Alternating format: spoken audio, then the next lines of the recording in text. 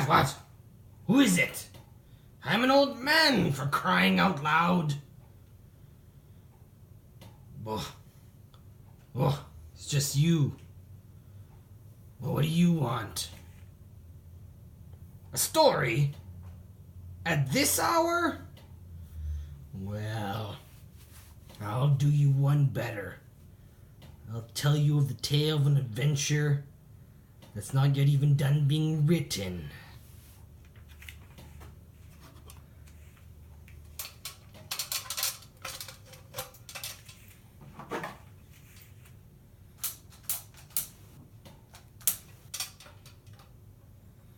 These blasted oil lamps. If only we'd have some way of having fire without them.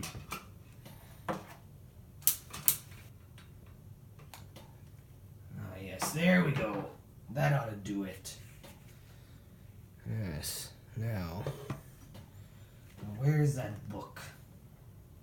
Oh, here it is. Yes, quite. Oh, we need maybe a little more light in here. A little more light.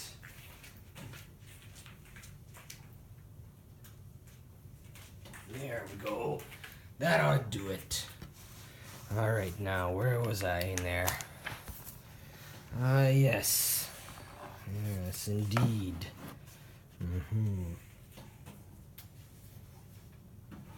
Well, it all started some time ago. In the City of Splendor, in the Jewel of the Sword Coast. Of course, I'm talking about Waterdeep. A call went out for a band of adventurers summoned by one Archibald A. Aronson. A pitiful band of misfits arrived that day and heeded the call.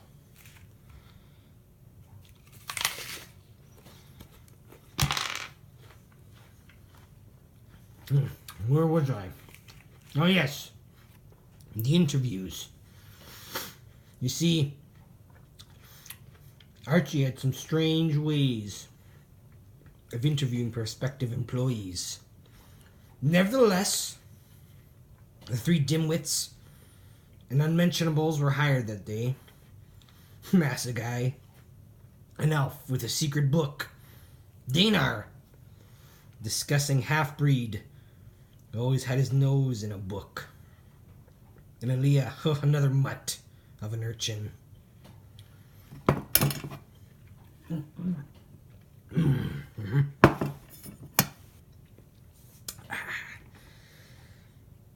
Well, they sent out into Triboar to find out what had happened to a healing potion merchant named Lucius.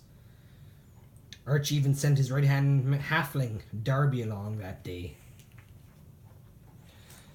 Well, on the way, they stumbled upon the brigands known only as Mammy and Pappy.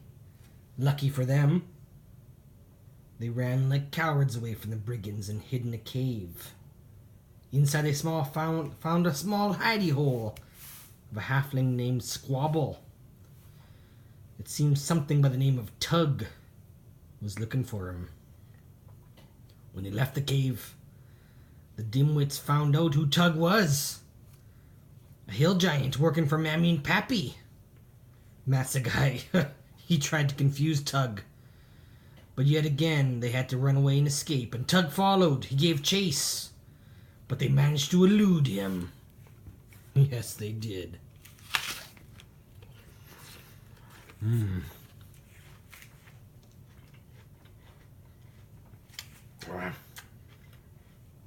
Arriving in Triboar, they helped an old lady go to jail.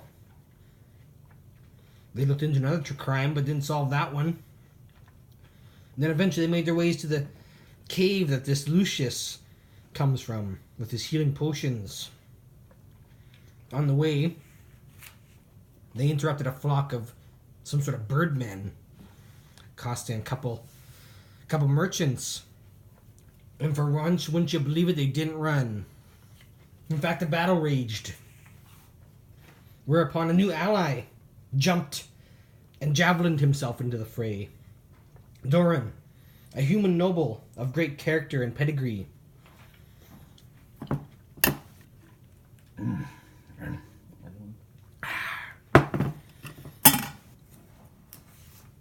They manage to slay the birdmen, one of which is blue, would you believe it?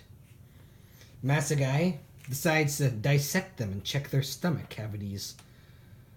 For some reason, the blue one had a stomach full of prepared food, while the others, food that you would expect in that belly of a birdman.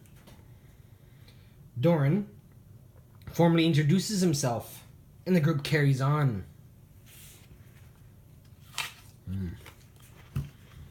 At the cave, and after a long talk of how to enter it, Doran rushes into battle and hurls a torch onto the ground. He rushes in, draws his sword, flails about wildly, and then jumps to the ground as some goblins respond by letting loose a volley of arrows towards him. The rest, led by Elia, rush in and manage to save Doran and Lucius. And they also find a healing hot tub. I suppose I should mention that they also picked up a drunken priest named Silverin and helped him while they were in Tribor. He's along with them too. After a quick soak, they head back to town. Yeah, leaving the entire cave unexplored. On the way back, they have a chance meeting with a dragon named Felgolos, or MacGyver Ballspark, well, as he's known in his halfling form.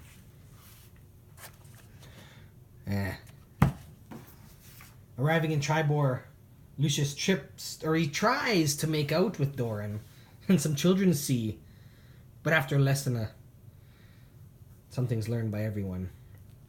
Then, without warning, Tug and his small friend Bim attack. Aaliyah does some sniping, Masagai gains the eye of the captain of the guard, Megan Waktal, and Doran is nearly crushed by a building. Thankfully, Lucius gets some hands-on attention, or gives some hands-on attention, rather, and saves Doran's life.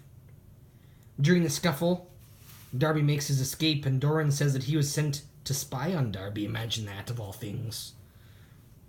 That evening, a drunken party is had at the Talking Troll pub, and a strange old veteran tells everyone about one called the Dark Traveler who came and took his daughter to the Keep of the Tempest Mage, an old, thought-to-be-played-out dungeon, it seems.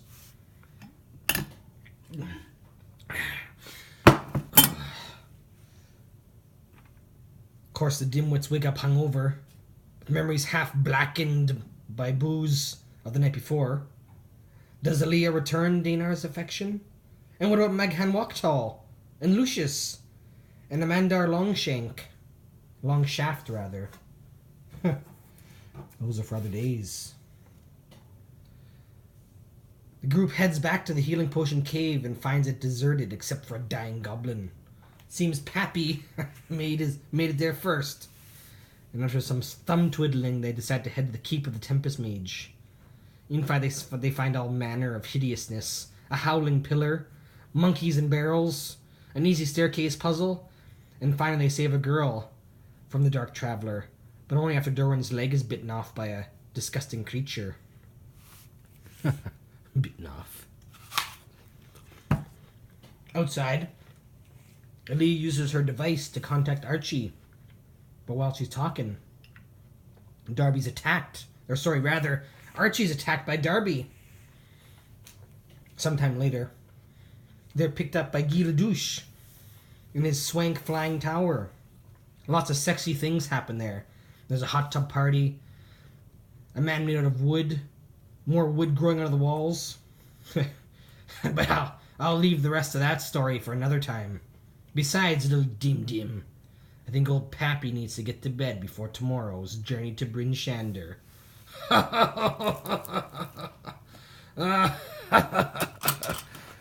These stinking lamps. There we go.